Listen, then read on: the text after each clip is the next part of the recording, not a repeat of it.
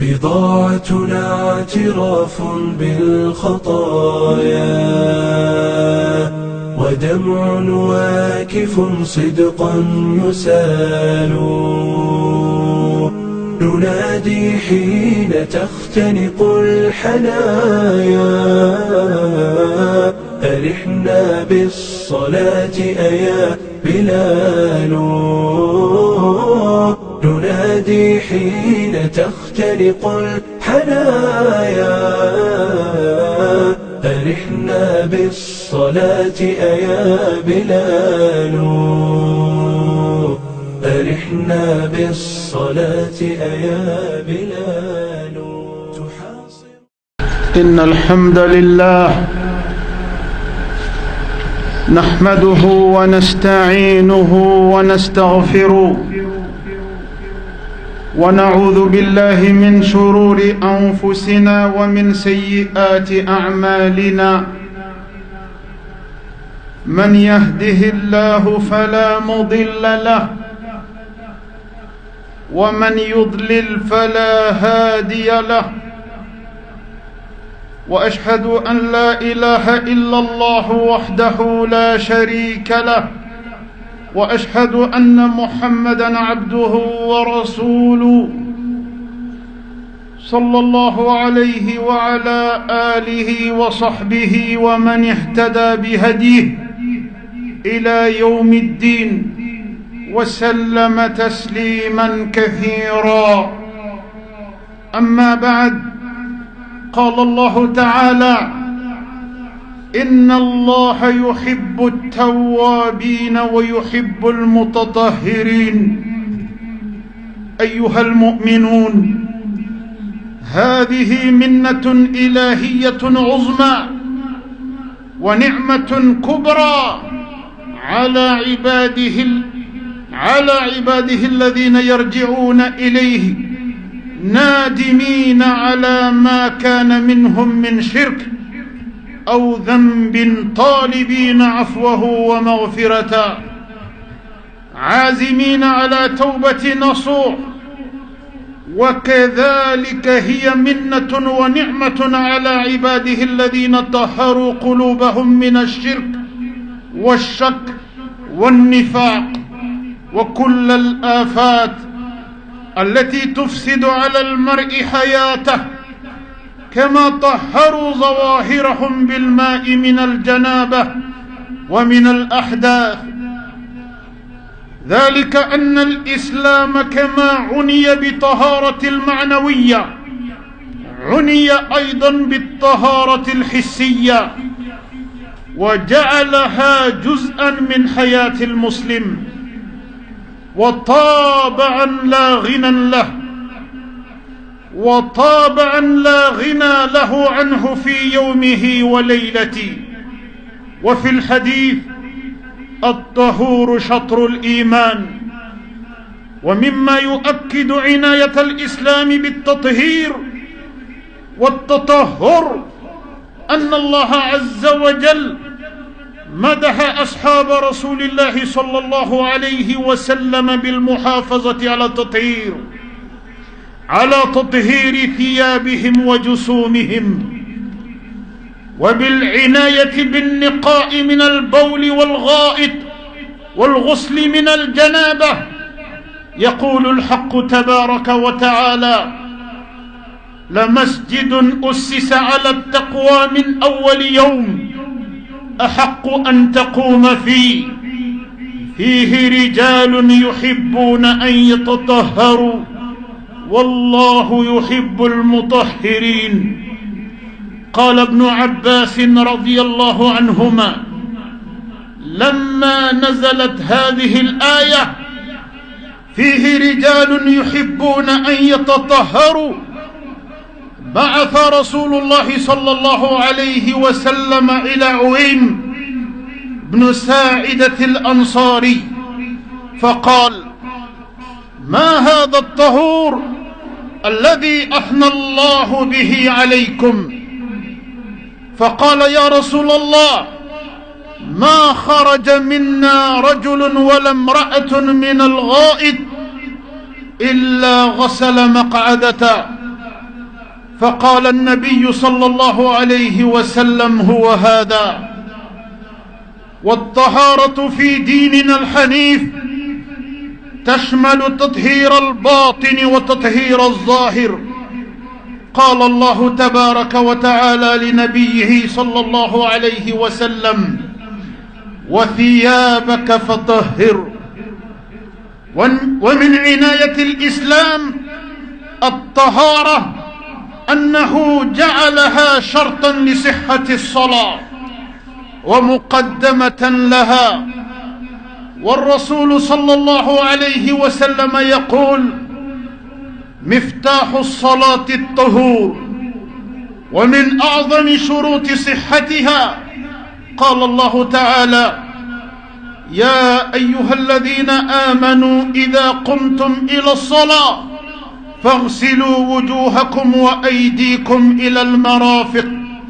وامسحوا برؤوسكم وأرجلكم إلى الكعبين وإن كنتم جنبا فاطهروا وإن كنتم على سفر أو جاء أحد منكم من الغائط أو لامستم النساء فلم تجدوا ماء فتيمموا صعيدا طيبا فامسحوا بوجوهكم وأيديكم منه.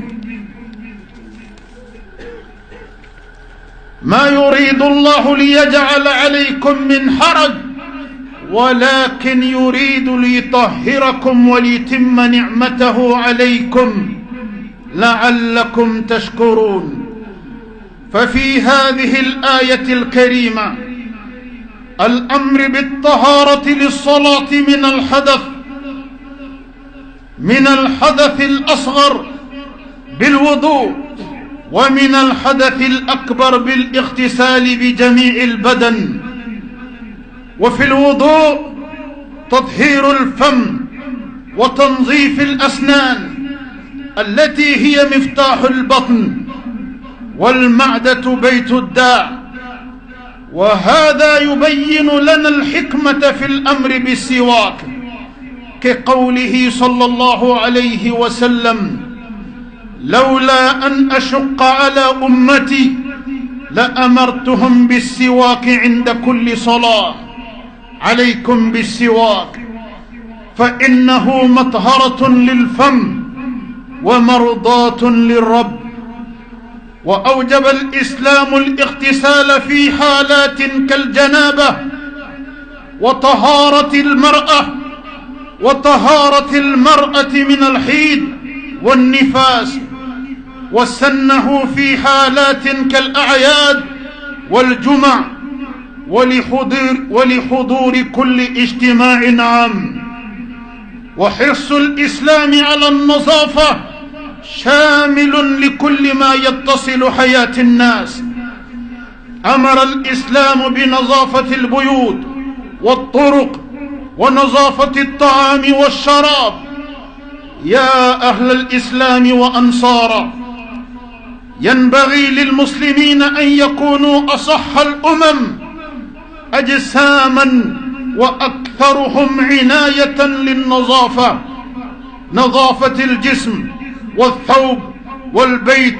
والطريق، ونظافة المآكل والمشارب، إلى جانب نظافة القلب وطهارة النفس. فاتقوا الله عباد الله، واطلبوا عفوه ومغفرته، وسلوه أن يجعلنا من التوابين ومن المتطهرين. وحافظوا على طهارة الصلاة وطهروا كما أمركم الله، واقتدوا برسول الله صلى الله عليه وسلم.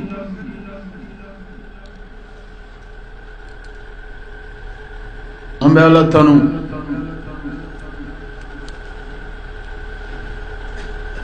أمبي بركة دا أندبا ماي أمبي دميني الله في أنغا بلا جلين كنو أمبي يفضلي الله في كبو أنغا فلي بلا جلين ni ala ye jɔn min kana o de kanana ala kan n'aw kana ni jɔn min lafilila mɔgɔ si tɛ se k'o lakana ni ala tɛ ala kan kisi fili ma an bɛ seereya k'a fɔ batuma wɛrɛ si tɛ yen min ni batoli ka kan f'ale ala kelen an bɛ seereya k'a fɔ alakira Muhammad sallallahu alayhi wa sallam ala ka jɔn do ala ka ciden do danfɛnw na kuntigi do ani danfɛnw na hɛrɛma ala y'ale min ci ka cili kɛ hinɛ ye ka se danfɛn bɛɛ lajɛlen ma ala ka kisi ani ala ka nɛɛma kɛrɛnkɛrɛnnen o bɛ ciden ye a n'a furumuso barakamaw a n'a ka sahaba kolo gɛlɛnw o fɔlɔ ye Abubakar Siddiq o filanan ye Umar ibn al-Khattab o sabanan Uthman ibn Affan o naaninan o ye Ali ibn Abi Talib ala ka diɲɛ bɛɛ ka taa kira jɛɲɔgɔnba ninnu ma minnu jɔra kira kɛrɛfɛ ka ala ka diinɛ sinsin a kɛrɛfɛ ka ala ka diinɛ jirisunba turu a kɛrɛfɛ ka ala ka diinɛ darapo ta k'a kɔrɔta a nɔfɛ ka kɛ alakira nɔrɔbilaba ye ala ka diinɛ sinsinni na tuma min na alakira soma seginna sahaba ninnu kira ye baara kɛ k'a bila yɔrɔ min na u y'a ta ye ka lase fo ka taa se sahababa ninnu kelen kelen bɛɛ lajɛlen dali ma n'o y'u seginni ye ka taga ala ma ala ka diɲɛ bɛ ka taa kira ka sahababa ninnu ma ani sahaba tɔ minnu tugura olu la ka baara kɛ ni ala ka kumakan ɲɛ ani ciden ka taasira jɛlen ye ala ka diɲɛ bɛ ka taa kira ka sahabaw bɛɛ lajɛlen ma an baden alisilamɛw Allahu subhanahu wa ta'ala a ye silamɛya a y'a jɔ sen belebele dɔ kɛ fɛn min ye o de ye saniya ye Allahu subhanahu wa ta'ala tuma min na ye alakira ci kisi ni nɛɛma ba ye ale ala ka cidenya la a ye alakira yamaruya ni saniya ye a ka yɛrɛbakun sanuya a ka donfiniw sanuya a ka sigiyɔrɔ sanuya a ka dayɔrɔ sanuya a ka batokɛyɔrɔ sanuya a ka minifɛn sanuya a ka dunnifɛn sanuya a ka dɔn ko silamɛya tɛ taa fɛn min yɔrɔ kɔ fewu o de ye sanuya ye ni de kama ala ye alakira yamaruya alikuranɛ yɔrɔ caman ni sanuya ye kisi ni nɛɛma bɛ ala ka ciden ba in ye an baden alisilamɛw Allahu subhanahu wa ta'ala a nana ka ciden ka kumakan na n'o ye alakira Muhammadu ye a ko limaniya maa b'a fɔ fɛn min ma ko limaniya donna karisa la k'an ka kɔlɔsili minɛ ma ko limaniya k'a tilancɛ ko saniya de don n'i ye limaniya jɔn ye i b'a ni fɛn min ye o ye nɔɔrɔ ye n'i ye limaniya jɔn ye i b'a ni fɛn min ye o ye nɔɔrɔ ye a kɔ kan o ye nɔɔrɔ ye a farikolo fan bɛɛ lajɛlen na o ye limaniya o y'a kɛnɛ kan tagamasere de a tagamasere dogolen min bɛ dusukun na ni ala ɲɛ b'o la dusukun nɔɔrɔ de ka bon ka tɛmɛ o fana bɛɛ lajɛlen kan nka an baden alisilamɛw yali a bɛ fɔ fɛn min ma ko a nɔɔrɔlen don fɛn nɔɔrɔlen yali o bɛ se ka kɛ fɛn nɔgɔlen ye wa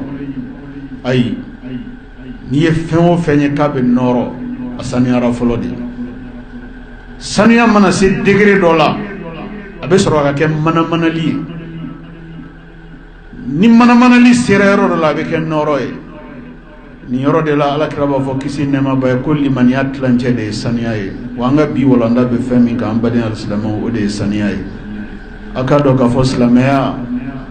ani saniya de be ta nyogon fede islamaya islamay nyumanya ani femi be ta nyogon fe o de no keleliye islamay nyuma if ilamini fam bela jelena o yɛrɛ de tɔgɔ ko silamɛya faamuyali ko ɲuman ani silamɛya labaarali ko ɲuman ka da ka silamɛya ni nɔgɔ tɛ taa ɲɔgɔn fɛ dɛ ni ye anw ka diinɛ lajɛ anw yɛrɛ silamɛw k'anw bi silamɛw lajɛ ka an mali silamɛw lajɛ ka an farafin silamɛw lajɛ ko ni fiɲɛ wulila bɛɛ bolo b'i kunna fɛn na hali n'an ma kuma diɲɛ bɛɛ kan an bɛ se ka kuma an ka jamana kɔni nka an bɛ se ka kuma an sigidaw kan an yɛrɛ k'an yɛrɛ kun lajɛ dɛ an k'an sigidaw lajɛ dɛ an ka lajɛ an ka ɲɛnɛmaya bɛ ka kɛ nɔgɔ cɛ la cogoya min na an ka lajɛ an bɛ sali in na an bɛ su in na an bɛ nin alako kuma in na nka an mago bɔlen bɛ nɔgɔ la cogo min na nɔgɔ kelen don an sigiɲɔgɔn ye cogo min na nɔgɔ kelen don an taabolo ye cogo min na nɔgɔ kelen don an dɔ ye cogo min na n'an yɛrɛ sigira k'an kelen kelen na lajɛ k'an lamini lajɛ an b'a dɔn k'a fɔ ko silamɛya ye min fɔ o tɛ nin ye dɛ Allahu subhanahu wa ta'ala a ye diinɛ min di alakira ma kisi ni nɛɛma b'a ye n'a mɔntɔw ma ko diinɛ in tilancɛ de ye saniya ye jaa ni yɛrɛ de b'a yira k'a fɔ jaa ala bato yɛrɛ tɛ nɔgɔ kɔnɔ ala bato tɛ nɔgɔ kɔnɔ ala bato ala ye masa sanuman de ala ye masa jɛlen de ala bɛ jɛlenya fɛ ala ye masa sanuman de ala bɛ saniya fɛ ala bɛ saniya fɛ a batobaga la ala bɛ saniya fɛ a batobaga farikolo la ala bɛ saniya fɛ a batobaga donfini na ala bɛ saniya fɛ a batobaga ka batokɛ yɔrɔ la ala bɛ saniya fɛ a batobaga don yɔrɔ n'a bɔ yɔrɔ la bɛɛ lajɛlen ka kɛ yɔrɔ sanuma ye o de ka di ala ye nin yɔrɔ de la silamɛw kan ka dɔn na ko ja silamɛya bɛ avansi de la silamɛya de ye buna adamadenya bila avansi la n'o tɛ silamɛya tɛ retard la dɛ ka da kan an bi silamɛw an farafin silamɛw kɛrɛnkɛrɛnya la an mali silamɛw anw ye silamɛya anw ye saniya jɛlenya an yɛrɛbakun na an sigida la an lamini na anw y'o kɛ nasaraw ka taabolo de ye ka ɲinɛ kɔ k'a fɔ anw ka diinɛ yɛrɛ de kɔkɔlo o de ye sanuya ye ja ala bato tɛ yen nɔgɔ cɛ la ala bato tɛ yen ni sanuya kɔnɔna tɛ nin kɛra an ka taabolo ye o b'a yira k'a fɔ tiɲɛ yɛrɛ la an bɛ diinɛ min na non seulement an ma diinɛ in faamuya nka an ma diinɛ in valeur fana dɔn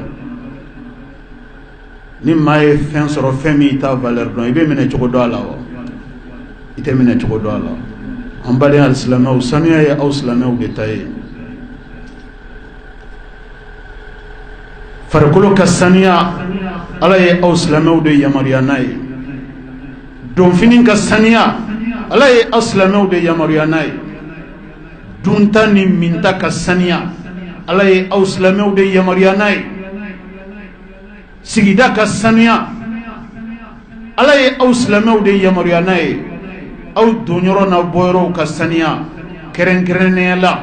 aw ka batokɛyɔrɔw ka sanuya ka tɛmɛ aw sisow kan ka tɛmɛ baarakɛyɔrɔw kan ka tɛmɛ diɲɛ yɔrɔ dugukolo yɔrɔ bɛɛ lajɛlen kan aw batokɛyɔrɔw ka sanuya ka tɛmɛ yɔrɔ bɛɛ kan o yɛrɛ de b'a yira k'a fɔ ala ni bonya min ka kan a y'o bonya segin ala ma ala ni kɔrɔta min ka kan a y'o kɔrɔta segin ala ma wa aw ka da la fana n'aw ye fɛn min segin ala ma ala b'o ɲɔgɔnna de segin aw ma k'a yira aw silamɛw la aw de ni bonya ka kan aw de ni kɔrɔta ka kan ka da kan aw ye maa sanumanw de ye wa ale ka sanu ale bɛ manton sanumanw de fɛ ala ye kira muhamadu mantonw wele ka taga saniyali ma silamɛya ni nɔgɔ tɛ taa ɲɔgɔn fɛ dɛ anya nogo ken nan anya saniya ken nan saraw tay fami ñogon critiquer ko karsa ka sanu ko jugo ko ni fana ma fosa fami ñogon critiquer karsa ka da ka sanu ko jugo ni fana ma fosa fami ñogon korofo karsa ka saniya ko into nege bolle no sa kadaka karsa ka lañinin kera saniya ya dum fini na ka lañinin kera saniya asisola akal lañinin kera saniya asigidala akal lañinin kera saniya laminina akadala ka fo tigla mayre de ala ka wele li jabi kadaka ala de kira mamadu manton wele ka ta saniya ma kay dine min duma ko dine in to de ko saniya dine ko dine in ke to ta la saniya ko de ko dine ni no ti se ka ta de ani farkolo kan no teta ani finin kan no teta ani siso kan no teta ani dunta ani minta kan no teta ani bato ke oro kan no teta dine min dirama dine nana no keleli de kama ala ka hakli ni man di am badi al-islamu ala ka sallallahu alayhi wa sallam ako seli minni silamɛya jɔsenw na fɔlɔ do kalimatu shahada kɔfɛ ala kira ko kisi ni nɛɛma b'a ye ko seli min ka bon ka tɛmɛ bato bɛɛ kan seli min ni ala ka ɲininkali bɛ na ta fɔlɔ ale de la yawmal kiyama jɔ do jɔn ka bato la seli n'a ka bonya ala kira ko kisi ni nɛɛma b'a ye ko seli donda ni mɔgɔ min bɛ ko nɛgɛ nɔfɛ ka don seli kɔnɔna na ko seli ko nɛgɛ ye saniya de ye seli donda ye saniya de ye ja mɔgɔ nɔgɔlen tɛ se ala ma k'i bɛ ala bato ja maa saniyalen de bɛ se ala ma ka ala bato farikolo saniyalen fɛrɛbɔ saniyalen batokɛyɔrɔ saniyalen dunta ni minta saniyalen lamini saniyalen jɔn bɛ se a ma ka bato lihalaya min kɔnɔ n'o ka d'a ma ye o de ye nin ye ala ko ale ye masa sanuman de ye ale bɛ sanuya fɛ ala ko ale ye masa cɛɲi de ye a bɛ cɛɲɛ fɛ ala ko ale ye masa kasa duman de ye a bɛ kasa diyali fɛ ala ko ale ye masa kɔrɔtalen de ye a bɛ kɔrɔta fɛ sanuya bɛ jɔn kɔrɔta de nɔgɔ bɛ jɔn kɔsegin de sanuya bɛ jɔn kɔrɔta nɔgɔ bɛ jɔn lajigin silamɛw aw de ta ye sanuya ye dɛ nka n'aw y'a faamuya dɛ nka n'aw ma faamuya aw bɛ sanuya kɛ mɔgɔ yahudiyaw ta ye ka sanuya kɛ nasaraw ta ye ka sanuya kɛ bɛɛ ta ye k'aw silamɛw ka bolo kɔfɛ fɛn ye ala o b'a yira k'a fɔ ala ye diinɛ min di aw ma faamuya wa diinɛ in fana aw ma valeur dɔn mɔgɔ bɛ sanu di a dɔnbaga de ma n'o tɛ dugukolo kɔ kan maa si tɛ se ka sanuya ka tɛmɛ silamɛ kan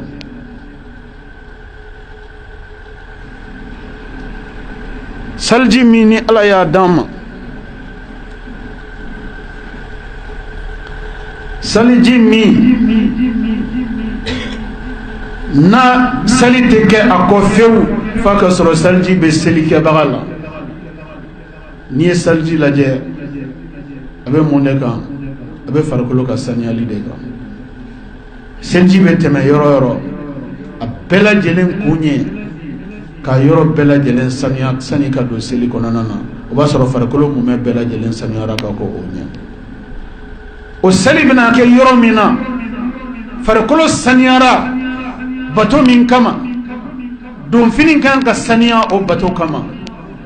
bato in bɛna kɛ yɔrɔ min na o yɔrɔ kan ka saniya o bato in bonya kama mayin bonya kama mayin ka kɔrɔta kama a ka da la k'a fɔ siga t'a la ni yɛrɛ de b'a yira k'a fɔ ala batoli la daminɛ ye saniya de don ala batoli la belebele dɔ de ye saniya ye n'a ye saniya kɛ bolokɔfɛ ko ye a ye bato kɛ bolokɔfɛ ko ye ala ye sanuya jɔyɔrɔ bonya silamɛya kɔnɔ ka sanuya jɔyɔrɔ bonya bato kɔnɔ fo ka taa saniya kɛ seli donda ye ka taa saniya kɛ seli kɔnɛgɛ ye ka taa ala bato bɛɛ lajɛlen ala belebele n'o ye sali ye ka taa seli sahali n'o ye seli minɛli ye ka taa dɛ saniya la plus selibaga bɛ saniya plus a ka bato bɛ minɛ plus selibaga bɛ saniya plus aka bato kadiga alay plus saliba dum fini be saniya ka saliyoro saniya ka ka dunta saniya ka ka minta saniya ka farkolo saniya plus abana bato minga hal no bato kera kisigi ka ala ko fode o ala ko fo be se ala ma katama ala ko fo tawgan no kera salide o salibe se ala ma katama sali tawgan kadaka labin min kera kasoro kana do sali in kono wol labin wore de kera labenye labin min be bonya ala ma labin min kadi ala ye noye fargolo anna laminin bela jelen samiyali kasoro ka do bato kono non ambade al-islamu akada la saniya hukumun kono adam madin no min be bo adam madina kulula adam madin ki yere bakun saniya ko nyumana ka bo ulu no wala ulu e fenya ala ka ciden kuma ra fem no ga kosobe de anga dinay anye foli ko nyuma ateben makunga ke yoro dawla de anga dine famille ko nyuma atebe fu nyefoli ga ke yoro dawla de o hukmun kono alakira sallallahu alayhi wa sallam tondola anaka sahaba tora kabru dola alakira naka sahaba tora ube nyogon fe ube kabru dola alakira nana se kabru doma sele kabru ima ay ibolo korotan ka yiri bolo do tege kada kaburu inka ngamina yiri bolo tege kada kaburu inka asorola ka temena ka sirai kaburu kono nana komi alakira kunte foyi ke kisi nema bayni sahaba ma nyini nga kuna sahaba ya nyini nga ya rasulullah yele ni ga kada munde kam alaka chidenye sahabaw jabi ako kaburu mi ninye yiri bolo tege ka da sanfɛ nya dabo de sa ahine abise kaburu in kono mogoma ako kada munga ako kaburu in kono mogo atumbe sali atumbe su abe ala bato a cesirlen gunda ala bato la nga kaburu in kono mogo anaka silamaya be abe nyangata bele de la kaburu kono ni watina Allah subhanahu wa ta'ala kaburu kono mo ira ka chidena abe nyangata bamina akaye kato nye duma koloko ko kabanka do abe nyangata baina kumi kama sahabo ka bako yara ku silamaya kunam abe nyangata bade la kaburu kono sisan ko aho ya alakira ni ngako kada muneka alaka chiden kuma sallallahu alayhi wa sallama aw balma min fleslame kunda be seli abe su abe ala bato a chesirlen kundo batola akunga mugo kundo akunta yere kun tangana tagara nyegena ata yere kun tanga suffisamment kabo ayere nogom ata sanuya suffisamment kabo ayere nogola ata yere kun tanga suffisamment kabo an nogom na tagara na kun taranya ni kuma ila ni munye adama des ne ko islamede ikad don ka fo kan ki yere tanga fen folo mima o yere nogo mi me bo yere kuna iki yere sanuya kosobe kabo nogo ina bora sira fen o fen fe iki yere bakun sanuya kosobe kabo nogo ina keren ne la nogo munu nu boto adama dena na boko manye abise ka serin ka segi adama den yere ma alakira sallallahu alayhi wa sallama ako silame ki janto kosobe yere bakuna nogo mi me boyla nogo ngana ko segi kan ima de kadai ka farati baliyakan kadai ka janto baliyakan yere la ya la jeni me mo chaman soro ka sababu yake munye utu janto u yere la utu yɛrɛ kun kɔlɔsi ka bɔ u yɛrɛ kun nɔgɔ ma kuma min na u yɛrɛ nɔgɔ bɛ ka bɔ u yɛrɛ farikolo la. O de ye ni ɲangataba in se nin kaburu in kɔnɔ mɔgɔw ma. An baden alisilamɛw, Ala ka ciden sallallahu alayhi wa sallam hali bi a bɛ ka kuma an ye saniya jɔyɔrɔ ani saniya nafa kan. Alakira ko kisi ni nɛɛma b'a ye, a ko buna adamaden da o de ye kɔnɔbara donda ye. Buna adamaden da o de ye kɔnɔbara donda ye. Alakira sɔrɔla k'a fɔ kisi ni nɛɛma b'a ye ko adamaden ka bana fanba a lasiri bɛ bɔ kɔnɔbara kɔnɔna de la san'a ka se farikolo yɔrɔ wɛrɛ. Laɲini jumɛn bɛ Ala ka ciden na nin kuma in kɔnɔ? K'a fɔ kɔnɔbara donda de ye da ye, wa bana fanba min bɛ tugu bɛ adamaden sɔrɔ, a bana fanba a b'a ka daminɛ kɛ kɔnɔbara kɔnɔna de la. Alakira sallallahu alayhi wa sallam a ye silamɛw yamaruya ni da kɔnɔna sanuyali ye kabini dugu bɛ jɛ fo ka taa su ko. Fɛn fɛn bɛ da kɔnɔna saniya n'o ye gɛsɛ de ye, n'o ye fɛn o fɛn n'a bɛ da kɔnɔna saniya, a kɛra tubabuta ye, a kɛra gɛsɛ ye, silamɛ i da kɔnɔna ka saniya waati bɛɛ lajɛlen na ka bɔ nɔgɔ ma. Ka da kan nɔgɔ o nɔgɔ n'a tɛmɛna da la a bɛ jigin kɔnɔbara kɔnɔ. Wa Alakira ko kisi nɛɛma b'a ye ko kɔnɔbara de ye bana so ye. Adamaden bɛ kɔnɔbara latanga ni farikolo yɔrɔ fɔlɔ min ye o de ye da kɔnɔna ye. Adamaden bɛ kɔnɔbara latanga ni da kɔnɔna saniyali de ye. Dugu jɛ ko 20 tan kabini dugu bɛ jɛ fo ka taa su ko adamaden silamɛ i da kɔnɔna saniya. Nin de kama a nana kira ka hadisa dɔ la kisi nɛɛma b'a ye ko n'a kun tɛ siran, n'a kun tɛ jɔrɔ, a kana na faridaya a mantonw kan k'a kun b'a fɔ ko sali farida 5 kelen o kelen ka kɔ a ɲɛ, i ka silamɛ i ka gɛsɛ ta k'i da kɔnɔna ko k'a jɛ pas ka sɔrɔ k'i seliji ta sani ka don seli kɔnɔna na. Ko nka a b'an yɛrɛbakun a n'an hakili to ɲɔgɔn na, an k'a kɛ ka sɔrɔ a ma kɛ wajibi ye an kan. Nka an k'a dɔn ko a nafa ka bon dɛ. Adamaden k'i da kɔnɔna saniya o ye de k'i kɔnɔbara saniya. Kɔnɔbara ka saniya o ye farikolo tangalan sira caman de ye bana suguya caman ma, ni Ala ka ciden ka yamarukan ye sallallahu alayhi wa sallam.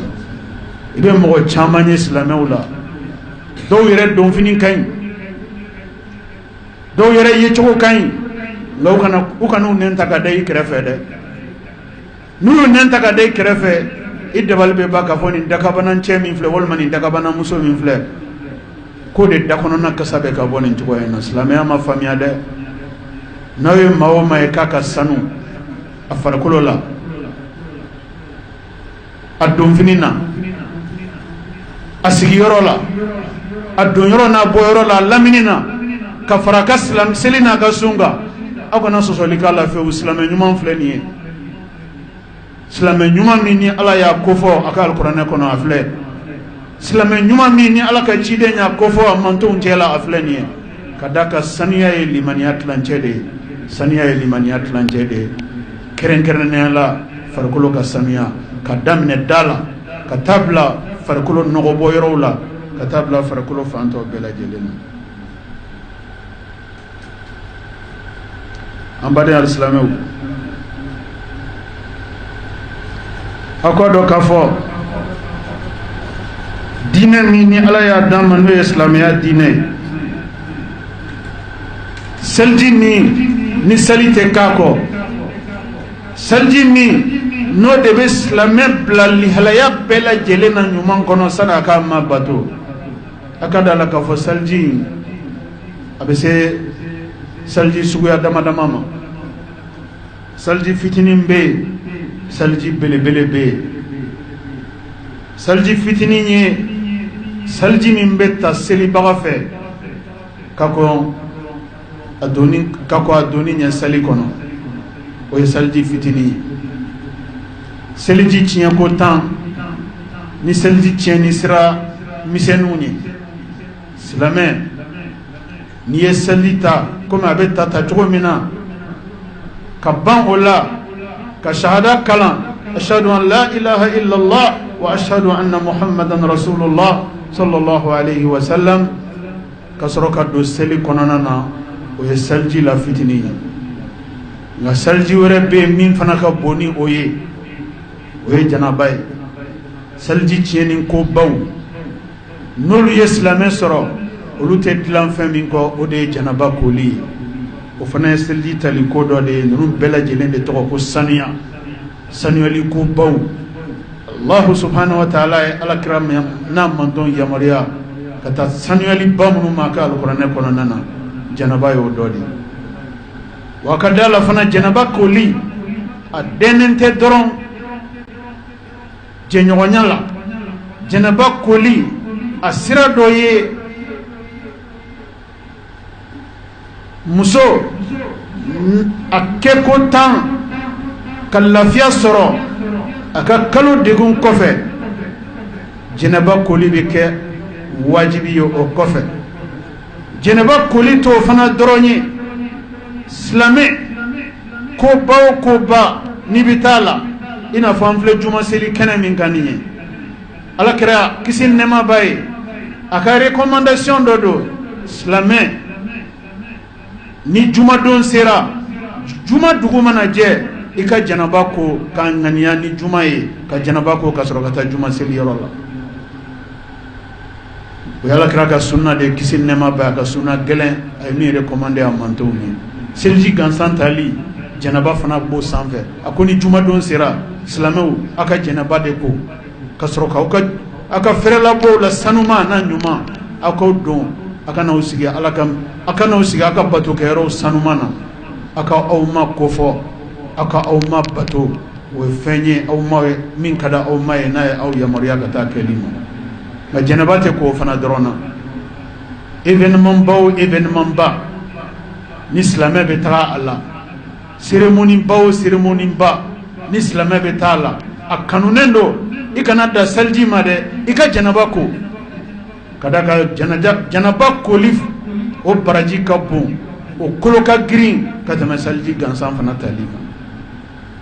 nin b'a yira an na k'a fɔ diinɛ min n'an b'a kɔnɔ diinɛ in hitajilen don ɲɛdɔnni na dɛ diinɛ in hitajilen don faamuyali ko ɲuman na n'a ɲɛdɔnna ka faamuyali ko ɲuman sɔrɔ a kɔnɔ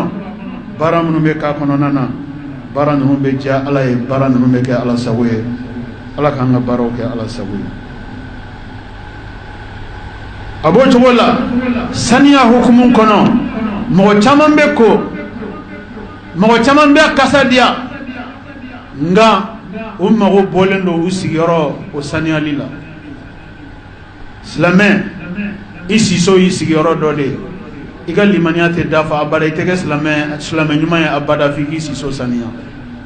silamɛ i ka baarakɛyɔrɔ y'i sigiyɔrɔ dɔ de ye i ka limaniya tɛ dafa abada fa i k'i ka baarakɛyɔrɔ saniya silamɛ i sigida n'o y'i ka kin ye i lamini o saniyali o y'i ma wajibi de i ka limaniya tɛ dafa abada f'i k'i cɛsiri lamini saniyali la ka da ka silamɛya ni nɔgɔ tɛ taa ɲɔgɔn fɛ lihalaya si kɔnɔ e ye cogo ka ɲi e ye kasa ka di nka i siso o nɔgɔlen don filɛyɔrɔ t'a la nɔgɔ bolo ani birinsa ɲaga min bolo e ye cogo ka ɲi e siso ye cogo ka ɲi nka n'i bɔra e ka bulonda fɛ ka ban i b'a fɔ k'i bɔra ɲamanton cɛ la nin kan ka kɛ silamɛ kelen kelen bɛɛ lajɛlen maloya ko ye ka da ka silamɛ kan ka saniya a sigiyɔrɔ la cogo min a siyɔrɔ la cogo min a dayɔrɔ la cogo min silamɛ kan ka saniya a lamini bɛɛ lajɛlen na yali ni silamɛ kelen kelen bɛɛ y'i cɛsiri a lamini saniyali la bɛɛ y'i lamini saniya yali kin laban kin bɛɛ tɛ saniya wa ni kin bɛɛ saniyara dugu laban bɛɛ tɛ saniya wa ni dugu saniyara aw ka da la maa mana bɔ diɲɛ jamana o jamana la ka na dugu kɔnɔ dugu min ka sanu fo k'a fɔ k'a ka sanu a tigila maa bɔra diɲɛ yɔrɔ o yɔrɔ ka na na jigina o dugu façon kɔnɔna na a tigilamɔgɔ fari bɛ foni a bɛ nisɔndiya a bɛ impressionné ka da kan a b'a ye k'a fɔ nin tigilamɔgɔw nin ye mɔgɔ sanumanko dan ye ni jamana ka sanu jamanadenw ka sanu u ka sanu u ka ko bɛɛ lajɛlen na wa o de tɔgɔ ko jamana sina o taara ɲɛfɛ o de tɔgɔ ko jamana sinadenw tagara ɲɛfɛ o jamana sina mɔgɔw tagara ɲɛfɛ. S'agissant de l'hygiène, nul autre n'a recommandé la nécessité de l'hygiène plus que l'islam.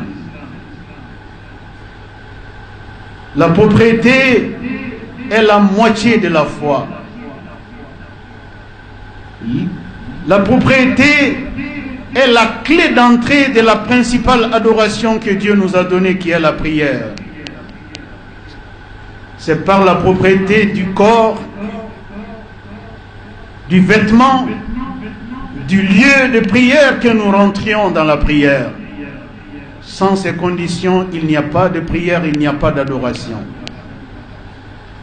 L'islam va de pair avec la propriété.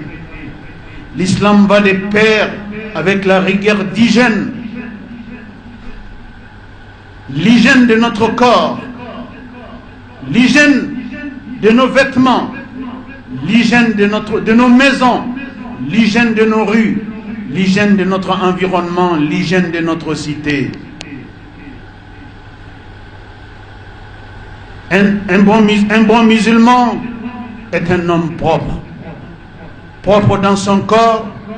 propre dans sa tenue, propre dans sa maison, propre dans son lieu d'adoration, propre dans son environnement, propre dans sa cité. Mais la mauvaise compréhension de l'islam a relégué la propriété au second plan, jusqu'à ce que les musulmans critiquent ceux qui sont propres parmi eux, les qualifient même d'Européens, des gens toubabisés. C'est tout simplement ceux qui disent ça n'ont rien compris dans leur religion. Qui peut être propre plus que le musulman? Qui peut cultiver la propriété plus que le musulman? La propriété du corps, la propriété de la propriété de la maison, la propriété de nos lieux de culte, la propriété de notre environnement, la propriété de la cité. La propriété est le point de départ du développement. Le développement, mes chers frères, mes chères sœurs, n'est pas une question de statistiques, n'est pas une question de chiffres. On peut appeler un peuple développé quand ce peuple met au cœur de sa préoccupation l'hygiène. Quand ce peuple met au cœur de son action la propriété, on peut qualifier un tel peuple de peuple développé. Le développement est un état d'esprit. Cet état d'esprit, c'est la foi qui le donne aux croyants. Et la foi nous appelle à la propriété dans tous les compartiments de la vie. La foi nous interdit le déficit de propriété, l'absence de propriété. Nul autre ne peut faire de la propriété son cheval de bataille plus que le musulman. Mais quand les musulmans ne comprennent pas eux-mêmes leur religion, ils vont laisser les valeurs de leur religion aux autres. Soyez propres. L'islam recommande la propriété. Soyez propres. L'islam cultive la propriété. Soyez propres. L'islam va de pair avec la propriété. La propriété doit être l'affaire de tous. La propriété est aussi un gage pour l'amélioration de notre santé générale. Car nous savons tous que beaucoup de maladies prennent leur source pour le manque d'hygiène, pour la dégradation de notre environnement en termes d'hygiène. Beaucoup de maladies prennent leur source de cette situation. Mieux vaut prévenir que guérir. La meilleure façon de prévenir, de se prévenir contre beaucoup de pathologies, est de mettre la propriété au cœur de notre action de tous les jours. C'est comme cela que le musulman va porter haut la foi. Quand le musulman est propre, propre dans son corps, dans sa tenue, dans sa maison, dans son lieu de culte, dans son environnement, il porte haut le drapeau de l'islam. Car l'islam reconnaît le musulman quand il est propre. Soyons jaloux les uns des autres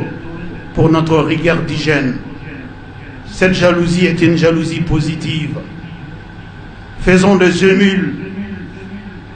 Imitons-nous. Prenons des exemples les uns sur les autres en matière de propriété. Car l'islam va de pair avec l'hygiène. L'islam va de pair avec la propriété. Soyez propres. Notre religion est la religion des gens propres. Elle appartient aux gens propres. Dieu l'a donnée aux gens propres. C'est pourquoi il a recommandé à ses envoyés, à tous ses messagers, d'être propres dans tous les compartiments de leur vie. Et ce qui vaut pour les messagers vaut aussi pour ceux à qui les messagers ont été envoyés. Ambani al-Islameu. Ambani Massa subhanahu wa ta'ala fait